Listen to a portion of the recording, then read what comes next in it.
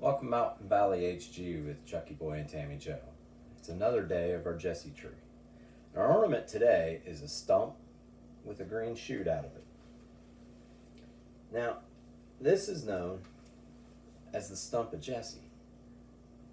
You know, Jessie, the one that the Jessie tree is designed after. But in Isaiah 11, we read about it. It says, "Then a shoot will spring from the stem of Jessie, and a branch from his roots will bear fruit.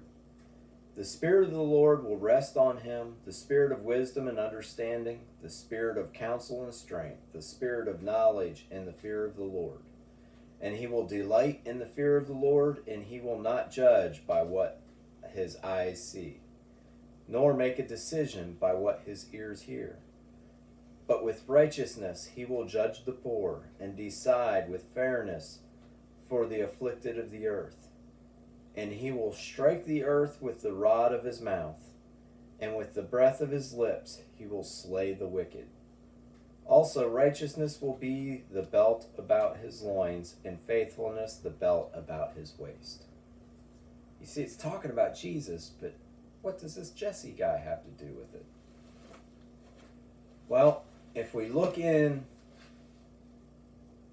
Samuel, we read about the family of Jessie. You see, we know that with Boaz and Ruth, that we learned about yesterday, they had Obed. Obed had the son named Jesse. Well, Jesse had 8 sons. And this guy Samuel was called by God to go see Jesse's son and select the next king. You see, Israel already had a king called Saul. And Saul, even though he tried to be a good king, he just wasn't about the God thing very well, which made him not so good of a king. So the people of Israel wanted a better king. And God was sending Samuel. Samuel told Jesse, "Hey, I'm coming to select a king out of your brood. God has sent me." Well, Samuel gets there, and there stand 7 of Jesse's boys. And he looks at some, and there's this tall, broad-shouldered, good-looking young man. And he's like, "That one right there, that's got to be the one." But no, that's not the one God wants. Jesse just looks them all over, and he's like, maybe this one. This one looks like a smart, good-looking, strong young man. He could be a king. And God was like, "No, not that one."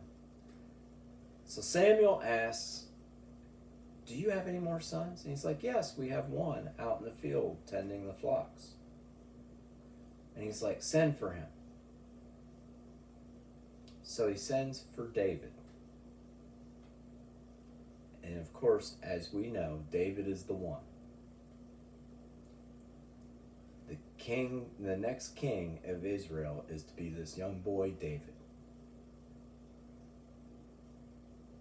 To Samuel's shock, but you see, God doesn't choose people we typically think he's going to choose. He takes people that we think aren't quite up to the task, and he gives them greatness, because as long as we depend on God, we have no choice but to achieve greatness. I hope you can find your way to depend on God this holiday season. May God bless you, and we'll see you tomorrow.